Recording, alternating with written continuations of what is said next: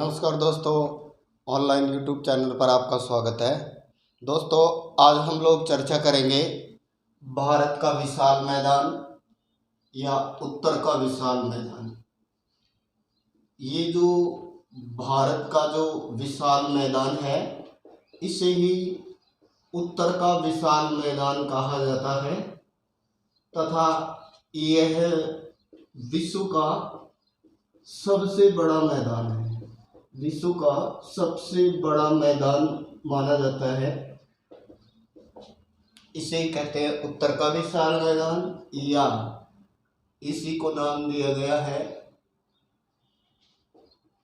उत्तर का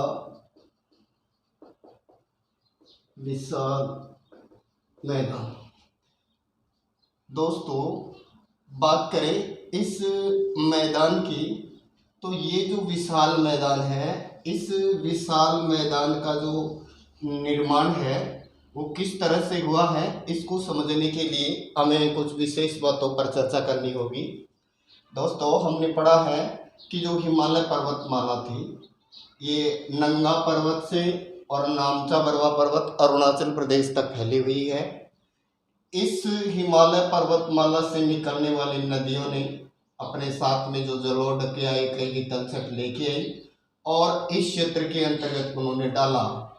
तो ये कहें कि इस विशाल मैदान के निर्माण में ब्रह्मपुत्र, मध्य में विशेष गंगा और एक पश्चिमी नदी सिंधु का महत्वपूर्ण योगदान रहा।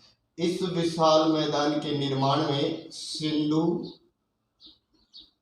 गंगा और ब्रह्मपुत्र नदी का विशेष योगदान रहा। लेकिन कुछ नदियां प्रायद्वीप से भी उत्तर की ओर गई और उन्होंने भी यहाँ इसका निर्माण किया, जैसे सोन है, बेतवा है, केन है, चंबल है।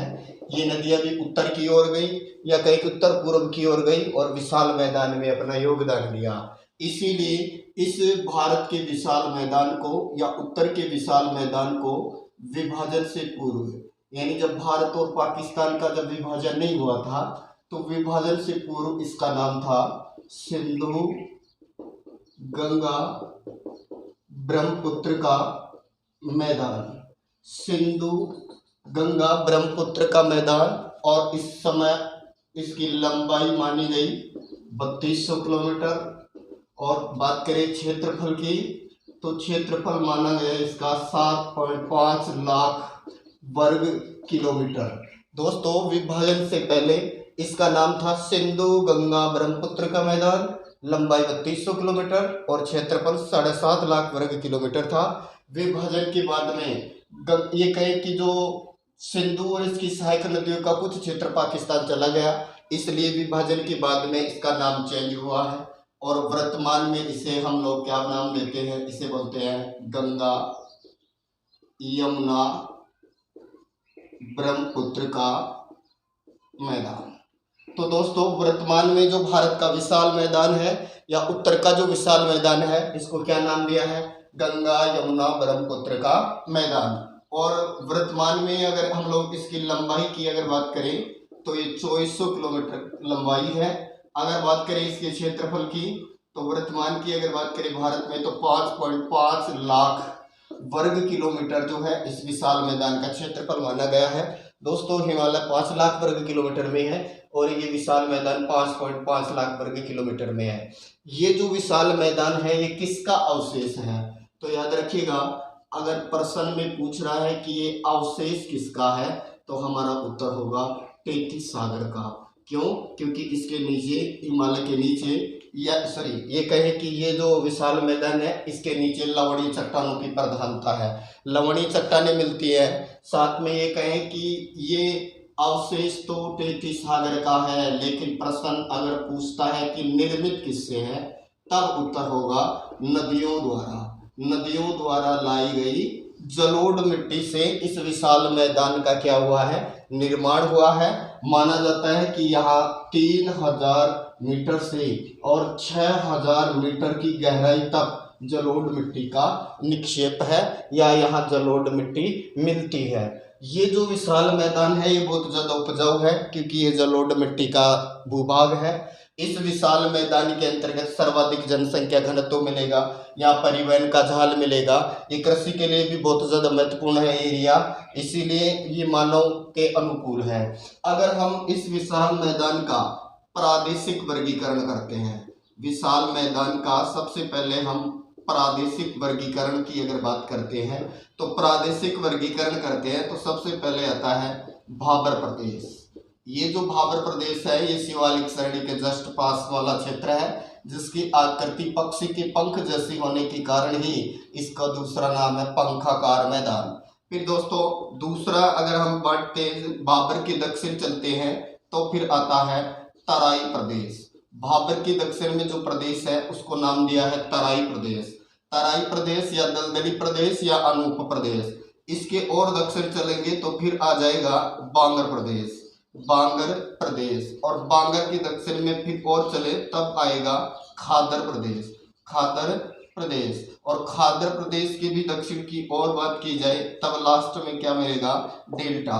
तो अगर हम विशाल मैदान का प्रादेशिक वर्गीकरण करते हैं और प्रादेशिक वर्गीकरण करें तो सबसे पहले भाबर प्रदेश, फिर तराई प्रदेश, फिर बांगर प्रदेश, फिर खादर प्रदेश और लास्ट में आएगा डेल्टा। अर्थात नदी के उद्गम से चले, नदी के उद्गम से चले। जैसे मान लो हम लोग एक एग्जाम्पल से समझते हैं, जैसे ही हम हिमालय की लास्ट जो श्रेणी है, अर्थात जो ये कहें कि जो शिवालिक श्रेणी है, शिवालिक श्रेणी के जस्ट पर्वत पदीय क्षेत्र पर चलेंगे तो भाबर प्रदेश आ जाएगा। अब हमें इसको है विस्तृत पढ़ते हैं। तो सबसे पहले हम बात करेंगे इसका प्रादेशिक वर्गीकरण, और प्रादेशिक वर्गीकरण में सबसे पहले पढ़ते हैं हम भाबर प्रदेश। दोस्तों ये जो मान लो ये शिवालिक श्रेणी वाला एरिया है, ये शिवालिक श्रेणी है, अर्थात हम इसको बाह्य हिमालय के रूप में जानते हैं। तो जो शिवालिक श्रेणी है, इस शिवालिक श्रेणी के पर्वत पदीय क्षेत्र में तलहटी बोल सकते हैं, शिवालिक की तलहटी में, या गिरिपाद भी दे सकता है, या यहाँ लैंग्वेज बदल सकता है। पर्वत पदीय क्षेत्र में जो आकृति का निर्माण हुआ है उसी को नाम दिया है भाबर प्रदेश। इस भाबर प्रदेश का जो निर्माण है ये किससे हुआ है दोस्तों, याद रखिएगा। तो इसमें कंकर, पत्थर, बजरी और चट्टानों के विशाल शिलाखंड मिलते हैं जिन्हें बम्ब कहते हैं।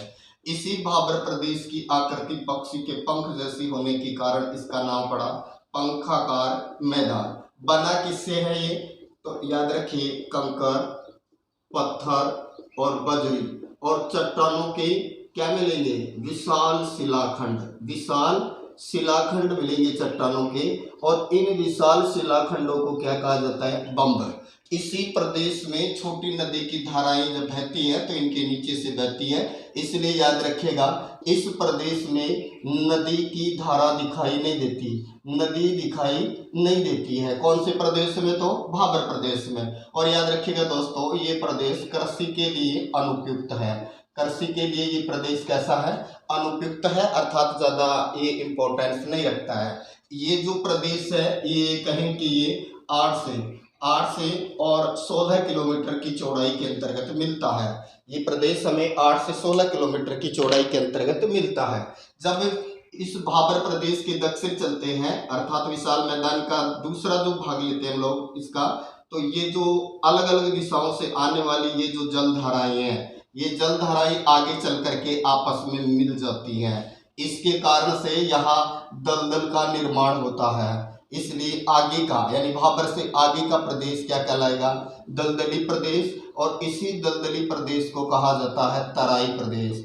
ये जो तराई प्रदेश है इसमें अलग अलग दिशाओं से आने वाली जलधाराएं मिलती हैं, इसलिए इस तराई प्रदेश के अंतर्गत ये कहें कि सर्वाधिक जैव विविधता पाई जाती है।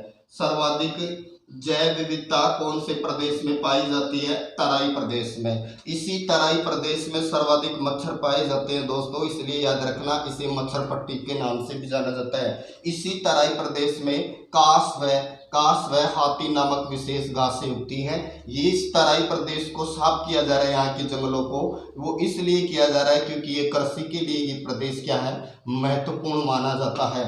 तो दोस्तों तराई प्रदेश, अब तराई के दक्षिण चलते हैं, तब फिर अगला जो प्रदेश आएगा वो आएगा बांगर प्रदेश। बांगर प्रदेश वह प्रदेश है जो पुरातन जलोढ़ मिट्टी से बना है। पुरातन जलोढ़ मिट्टी से जिस प्रदेश का निर्माण हुआ है वो बांगर प्रदेश है। लेकिन इस बांगर प्रदेश के दक्षिण में जहां नूतन जलोढ़ मिट्टी से निर्माण होगा उस प्रदेश को क्या कहा है? खादर प्रदेश। खादर प्रदेश में कौन सी मिट्टी मिलेगी? नूतन जलोढ़ मिट्टी। नूतन जलोढ़ मिट्टी कौन से प्रदेश में मिलेगी? तो ये खादर प्रदेश में। दोस्तों बांगर ऊंचा होता है, खादर नीचा होता है। खादर ज़्यादा उपजाऊ होता है बजाय बांगर की तुलना में। खादर में खाद की आवश्यकता नहीं होती है क्योंकि इस प्रदेश में मिट्टी की प्रतिवर्ष एक नवीन परत आकर जमा हो जाती है जो खाद का कार्य करती है, इसलिए खादर प्रदेश में खाद की आवश्यकता नहीं होती है। सीधे अपने भाषा में समझ सकते हैं, नदी प्रतिवर्ष जिस भूभाग में अपनी बाढ़ का पानी पहुंचा देती है वो तो है खादर, और जहां नदी प्रतिवर्ष अपनी बाढ़ का जल पहले पहुंचाती थी अब नहीं पहुंचा पा रही है तो उसको नाम दिया है बांगर। और दोस्तों इसी बांगर प्रदेश में अगर ज़्यादा सिंचाई कर दी जाती है, बांगर प्रदेश में अधिक सिंचाई करने पर धरातल के ऊपर लवणों की परत जमा हो जाती है, इसे ही कहा जाता है रेह या कल्लर। तो रेह या कल्लर भी कौन से प्रदेश में मिलेगा दोस्तों? याद रखना बांगर प्रदेश में। फिर बात करें इसी बांगर प्रदेश में जब अपर्दन होता है, मिट्टी की ऊपरी परत कटकर बह जाती है और नीचे से नग्न चट्टानें नजर आने लगती हैं, तो ऐसे प्रदेश को बूहड़ के नाम से जाना जाता है। और खादर के बाद की अगर बात करें तो लास्ट में नदी का जल विभिन्न धाराओं में बट जाता है और एक त्रिभुजाकार स्ट्रक्चर का निर्माण होता है। इसी त्रिभुजाकार स्ट्रक्चर को नाम दिया जाता है डेल्टा। इस डेल्टा की आकृति त्रिभुजाकार होती है और ये जो कहें कि गंगा और यमुना ब्रह्मपुत्र, ये कहें कि ब्रह्मपुत्र और गंगा नदी मिलकर के विश्व का सबसे बड़ा डेल्टा का निर्माण करती है, जिसे सुंदरवन का डेल्टा बोलते हैं, जिसमें समुद्री वृक्ष की प्रधानता होती है। विश्व का ये सबसे बड़ा डेल्टा है, ज़्यादा वृद्धि करने वाला डेल्टा भी यही है। दोस्तों इससे आगे चर्चा करेंगे नेक्स्ट क्लास में। धन्यवाद।